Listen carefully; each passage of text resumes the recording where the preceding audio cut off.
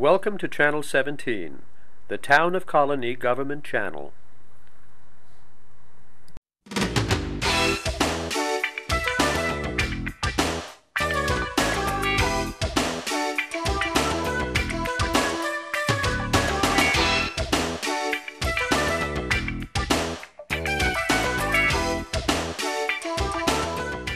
Hello and welcome to The Money Factor. I'm Richard Naylor, your host. Our topic today is online job searching, and our guest is Dr. Thomas Denham from Careers in Transition. Tom, welcome back. It's good to be back.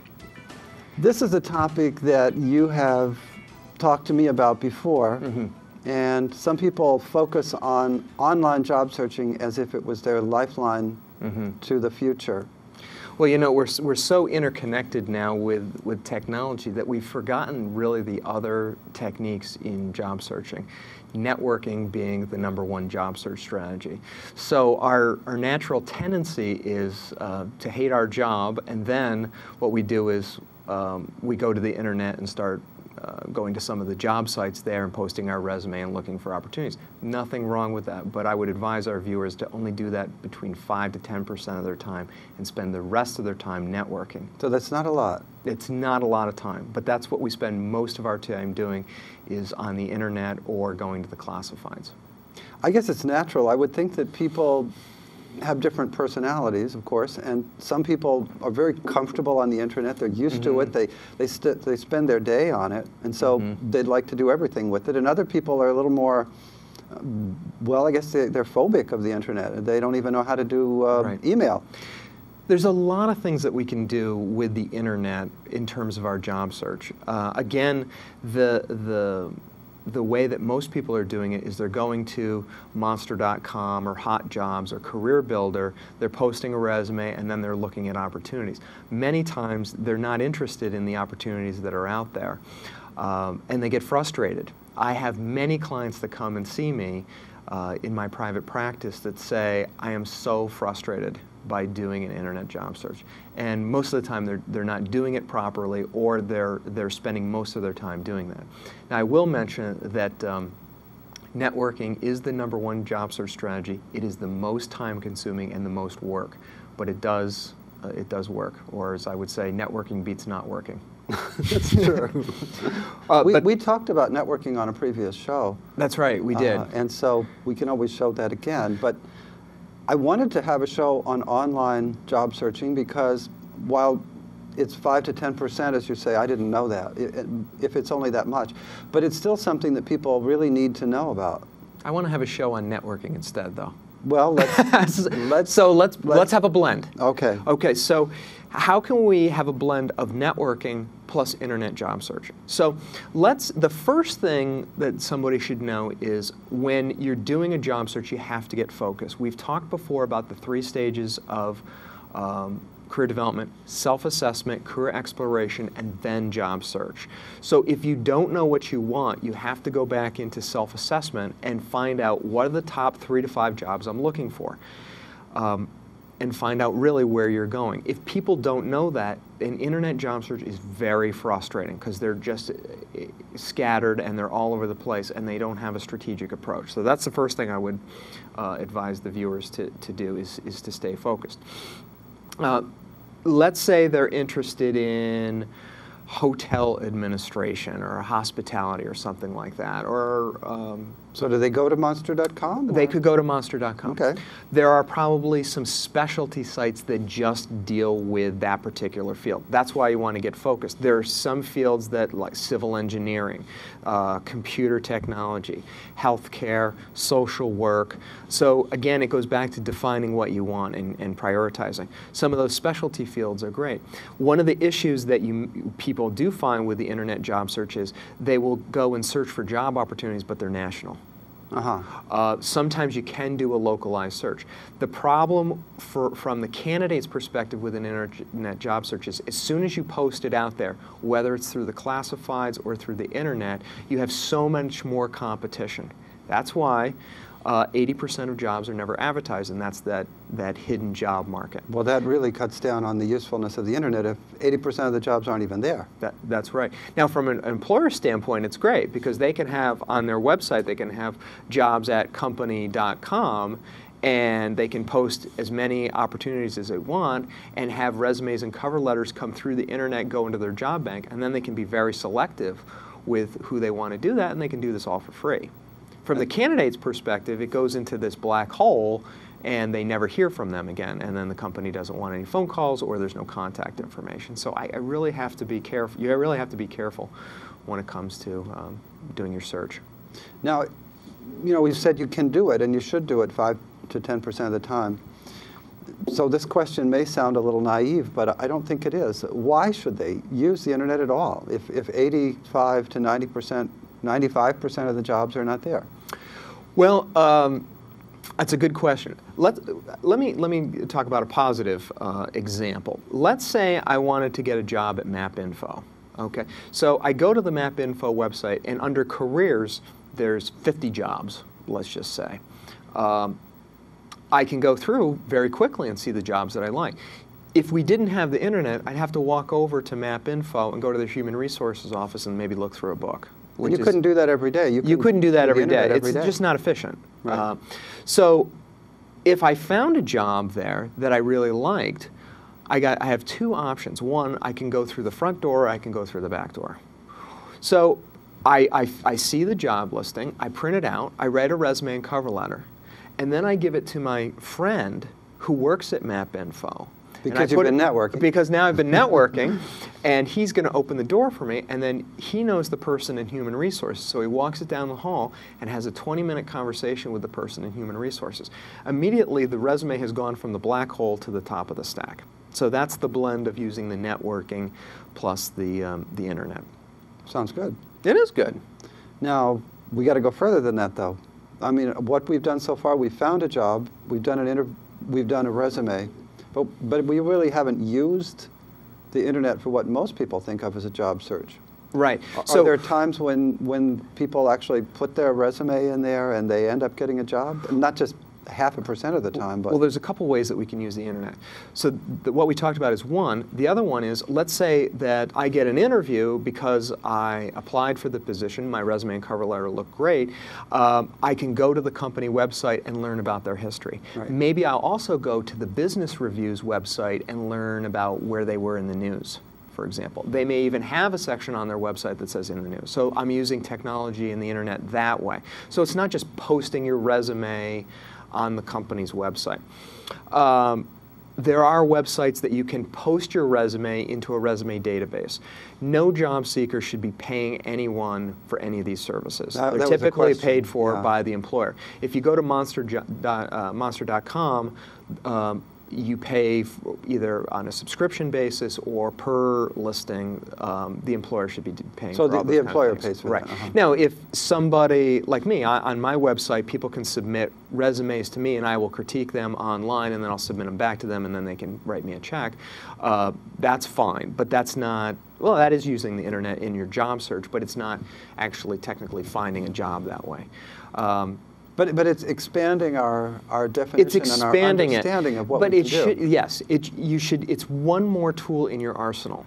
It shouldn't be, this is the be-all and end-all and my only resource. And that's what happened was in the past we went from networking and now everything's internet-based, and we really forgot about the most effective way to do a job search, which is networking, which is a skill, and a lot of people don't know how to do it. So one of the other pieces and tips that I would give our viewers is go out and get a book on how to network your way into a job. I think you said on a previous show what percentage of jobs are filled through networking? It's usually between 60 and 80%. So the old saying is, knowing somebody is good. Right. I mean, so at the MapInfo job, let's say my buddy walks the resume down, which I found online, and then 3 other people go into the Human Resource office and say, I understand that Tom Denham has applied for this position, and I think you should interview him because of XYZ PDQ.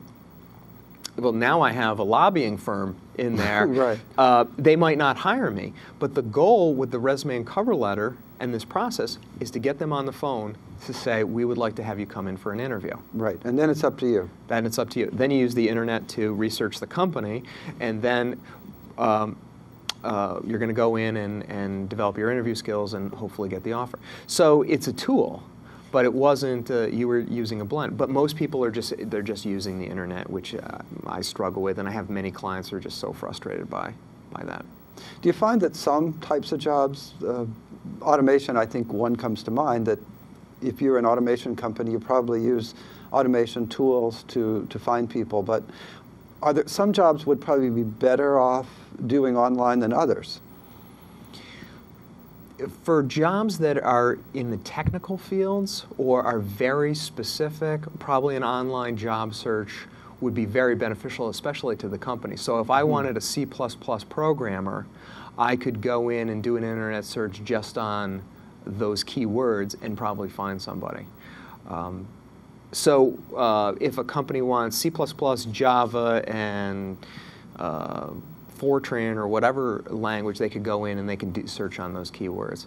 But I think an internet job search can be very challenging. Mm-hmm. Very challenging. Now, let's talk about LinkedIn. Okay. LinkedIn, this is kind of a Facebook kind of product? Right. Okay. Okay. LinkedIn is, they say it's the MySpace for professionals.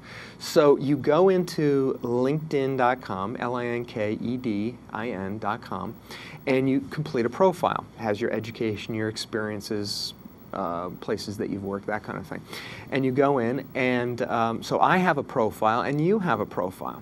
So I invite you into my network, which means I click this little button, I say, come into my network, and then you look at me and you say, oh, I know Tom Denham, so you hit accept. Now we're linked in. Now I have one contact in my network and you have one contact in your network. But then I go to my friend Maritza and I say, join my network, and she has 5 people in her network. So once we get connected through LinkedIn, once she's accepted me, no, you have one. You just have one. Okay, you have one. So now I go into Maritza's, and she agrees to get LinkedIn. 4 of the 5 people, I hit invite into my network, and those 4 people accept. Now I have 5 people. You can go back into my network and add those people to your network. Okay. So now I have 5 people in there. But then I see my friend Frank Pecoraro. He has 100 people in his network, and he's a good buddy of mine. So I say, please come into my network. It's kind of like saying, I have 5 baseball cards here, and you have 100, and I want to trade. I want some of your baseball cards. You have some gumption here. Yes, but since we're friends, or it's kind of like saying he has 100 business cards and I have 5 business cards. And he's a friend of mine, so he says, Tom, you can have some of my business cards or my baseball cards. Here you go. So I go in, and there's 30 people in his LinkedIn that I hit invite, 29 accept. And so now I have 34 people in my LinkedIn account. Well, now you go back in, and then there's 10 more people that you want to build your network with. So it's kind of like an online business exchange. Then you get more and more resources in there that can help you with your job search. And for me, as a practitioner in business, it gives me a higher page ranking in Google. That's why I'm on the first page of Google when people do it, either when they do a search on careers in transition or career development or career counseling.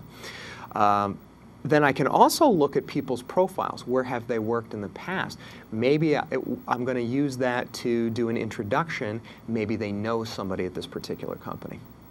I found that interesting because I looked up you. So this is another way that the internet works. And because you're on LinkedIn, I found that link. And then I read your profile. And I knew before that you had been a guidance counselor at Siena, but it was good to review that. That's right. So, and also in LinkedIn, people can do recommendations. So you could do an endorsement of me, and you'd write this paragraph, Tom Denham is a great career counselor, and you should work with him.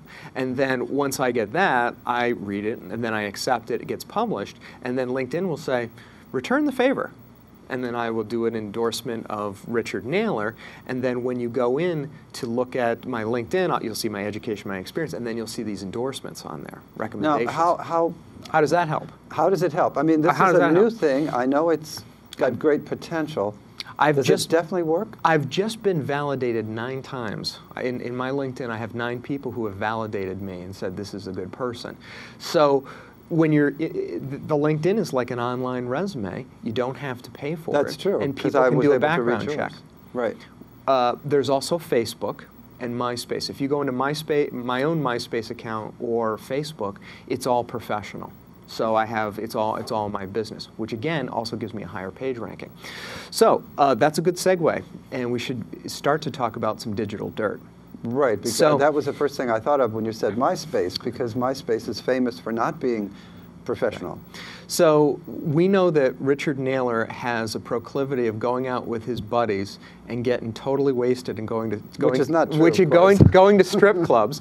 And so his buddies take pictures of him and they put it on their own MySpace account, but also on his MySpace account. And so when he goes for an interview at KPMG or IBM or Microsoft, they would see that. They do a background check and they see all of these pictures of you with these strippers, and they have this digital dirt. Again, that's never happened. And they, in other words, they've got a case now. Who you are, if you're going to put it on the internet, it's permanent. It's permanent, and people will see that. That's right.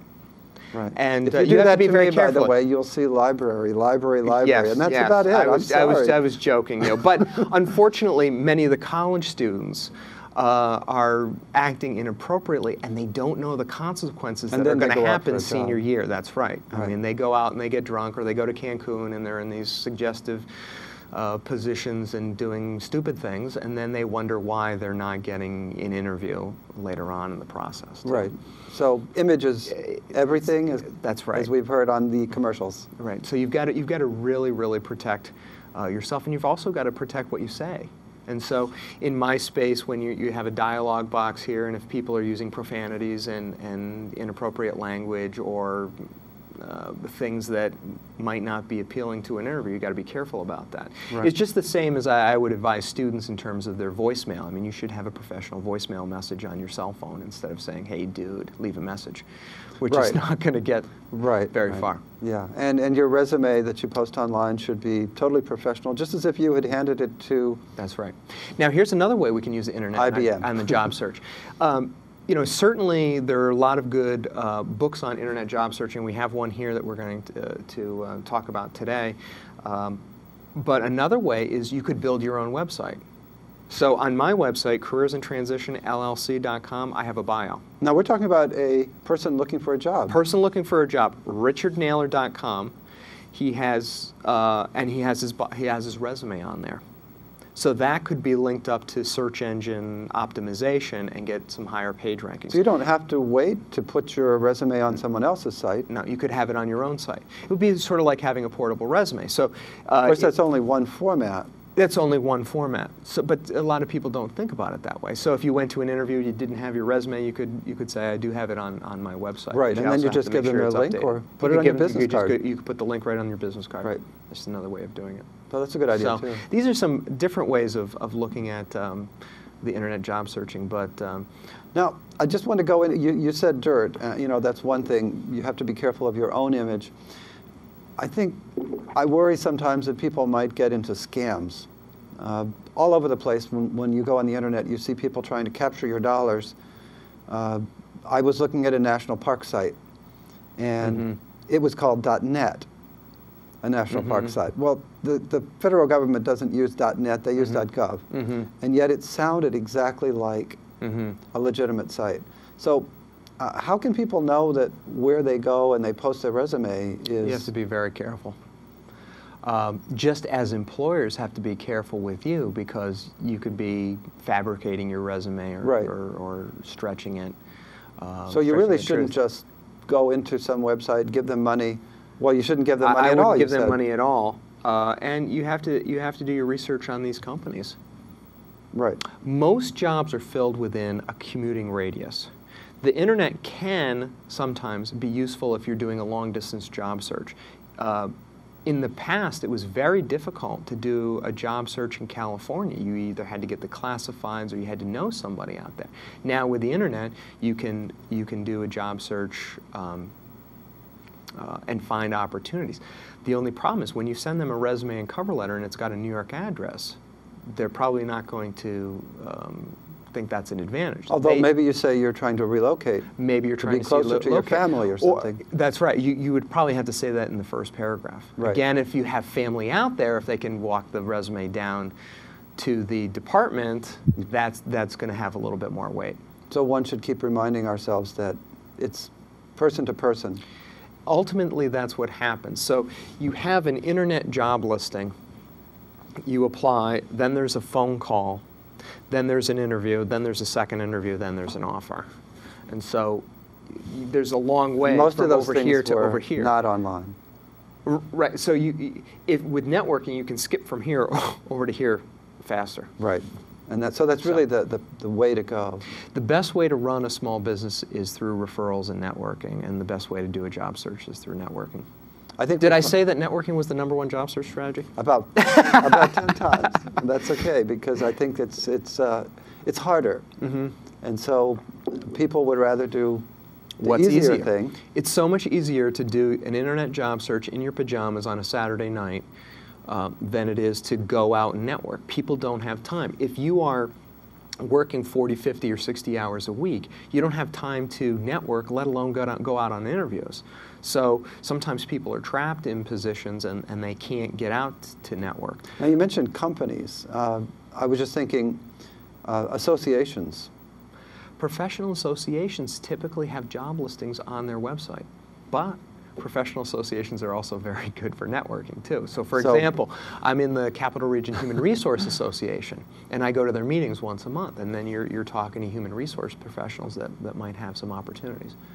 So we get back to that no matter what. Ultimately, that's what it comes down to, because the networking is really about personal relationships. Because I do know in libraries, if you want a job in libraries, of course you could go to each library website, but you have no idea when somebody has an opening, and they're not going to put the opening generally on their website. But what they do is they post it to these sites that librarians already know are the places where you can find the jobs. Right. And so at least you find out about it. Mm-hmm. It may already be filled because people networked. Mm-hmm. In higher education, there's the Chronicle of Higher Education, and in the back there are all the job listings. Well, they also put it on the Chronicle's website too, so you can search that way too. Again, with classifieds and the internet, as soon as you broadcast it that there's an opening, you're going to get dozens and dozens of resumes. So you want to do your networking ahead of time, so before it gets posted, your resume's getting in there. When you said resumes and dozens, it reminded me of something that I don't even quite know what it is, but resume distribution services. This was something like stay away. I'd absolutely stay away. So what is that? You post it somewhere and they say they're going to send it? They say they're going to send it out to thousands of places and they're going to charge you $19.95. And they may very well do that, but it's going to be 1% to 2% effective. And I get many junk mails in my mailbox every day, so that would count. Right. If they sent me one, even though it was for an electrical engineer, it would still count. You know, it goes back to the interpersonal relationships. You and I get lots of spam and lots of email that says, you know, I'm the president of Nigeria and you have just won the lottery. You know, right. You've won the lottery and all you need to do is give me $10,000. Well, I don't have a personal relationship with that person. I don't know who you are. Why didn't you pick up the phone and call me? So we have to be very careful and cautious, especially with opportunities that may come across the internet. You get on the internet, and this is often happens, is you get on Monster and you type in this criteria. I want healthcare, I want hospitality, I want human services, I want these things, and then you have insurance companies sending you, career opportunities. Well, how did that happen? Right. I didn't ask for that.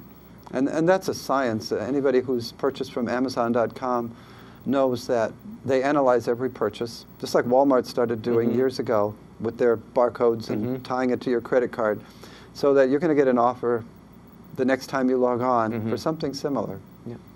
So, yeah. I think people should also be patient with an internet job search. It can take often longer than you think, because there's an opening out there. You're going to send your resume and cover letter. It might be weeks before they get back to you.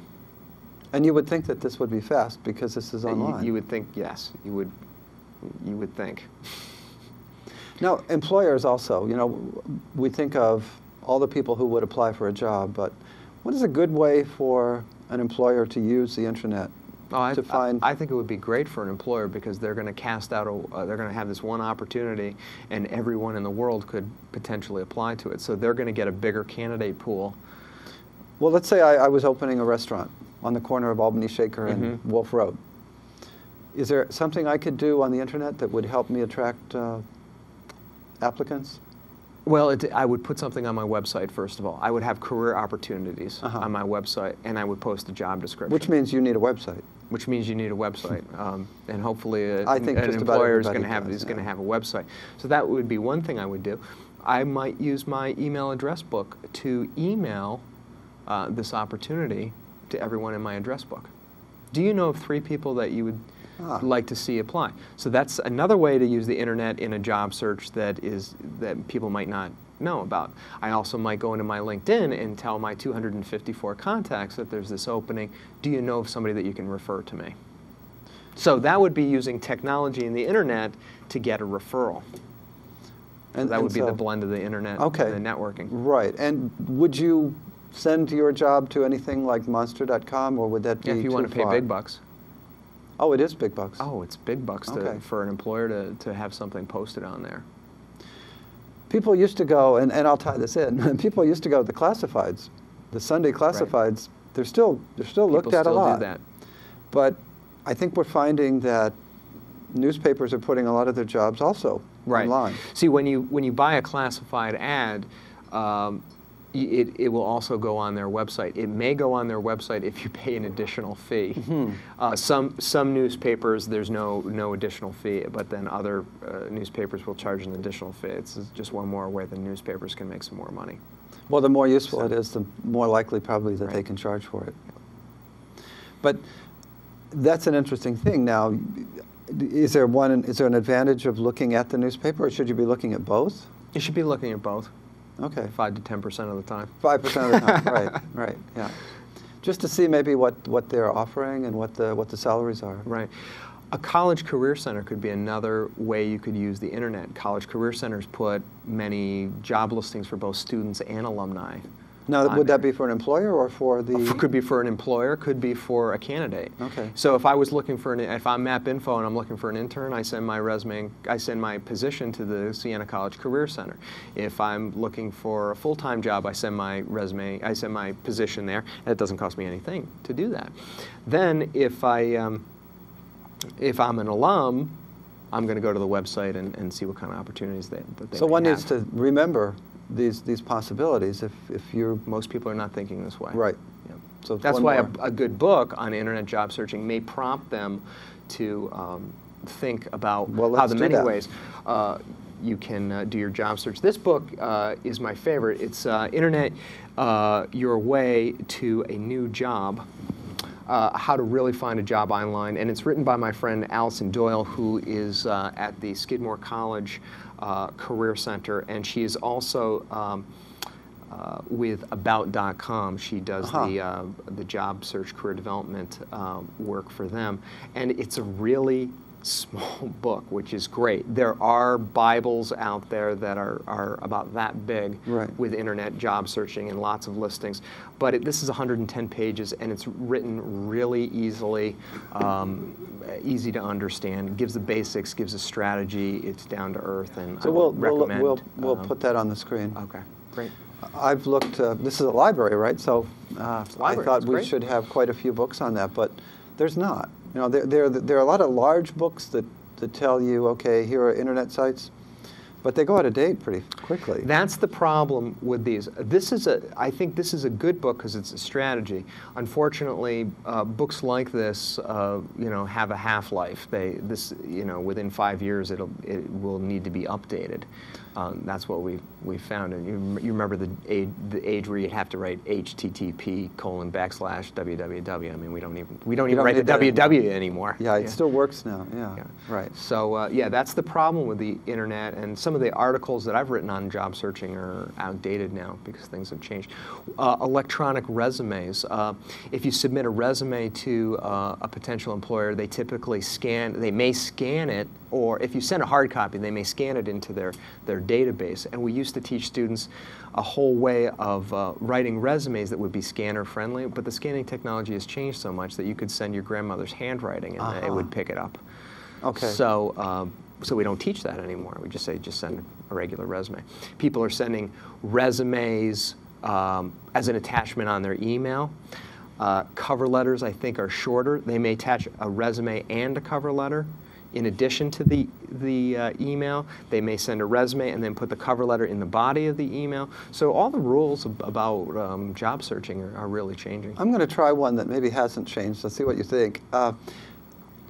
I have this feeling that a lot of times when people work online, they send emails, they don't take as much care with their writing. It sounds like you agree with me. I completely agree. It's almost like instead of typing a cover letter into the body of the email, what they really need to do is open Microsoft Word, type out the cover letter, print it out, go to a career counselor, get it critiqued, and then print it out again, look it over, proofread it, and then cut it and put it into the email. Right. And I would say, if it's that important that you're sending it to a job, if you haven't reread it 3 or 4 times and rewritten it a number of times, it's probably not enough effort. Right. Now, so if we're doing some networking, and my friend Maritza needs a job at this company, and I know the person in human resources, and I talked to them, I said, does she need to send a cover letter? And they say, no, just have her send me a resume. Then Maritza is going to send a very, very short email. It says, after speaking with Tom Denham, he said, I should send you my resume and cover letter. If you have any questions, let me know, because I'm very interested in the position, Maritza. And that's it. Right. They don't have time. Right. So they're looking just at the resume. And then you have to get it out. These are all different rules. People are still sending their resumes, through the Postal Service, and that's fine too. Some people are sending their resumes Federal Express to get the attention. Another out-of-the-box job search strategy is to send your resume on top of a pizza box and have it delivered to the employer during lunchtime. Does that work? It gets their attention. So, yeah, so here's a if you stack have of an 100 appetite. resumes, and a pizza comes to your office, and everyone's just about to go out to lunch, and You're here's right. this extra large pepperoni pizza. it Are would you get going to my get the attention. attention? No, it would. Absolutely. Who is this? Wow, what a creative idea. It's still going to have to be good. That's right. Not the but I pizza, did get but your the letter. attention. Now, so they were reviewing resumes all morning long, and then all of a sudden the pizza comes, and they're like, wow, this person's a little different. But then yes, you're absolutely right. When they look at the resume, it better have some substance to it, not fluff. Because it's all about quality. It's all about quality, methodology, and quality. We are about to the end. I don't know, are there any other tips that we're forgetting that's just burning that I'm overlooking? Did I mention networking? Excellent. In other words, get to know people, work, talk to your friends. Don't be afraid to pick up the phone. Buy a book on internet job searching, but also buy a book on networking. Or you can just go I would buy a book on internet job searching, buy a book on networking your way into your next career, and then I would just buy a regular job search book. But we have this tendency to, again, go away from the networking into the internet, which is a different kind of networking. And the hard stuff is really building the interpersonal relationships. That's really hard to do. And to keep and maintain your relationships. It's a lot of work, but it's the best way to do a job search. And people should be networking before they need their next job. Okay. Thank you so much, Tom. My pleasure. And thank you for watching. I hope you've enjoyed the show and that you watch again next time. Until then, have a great week. Take care.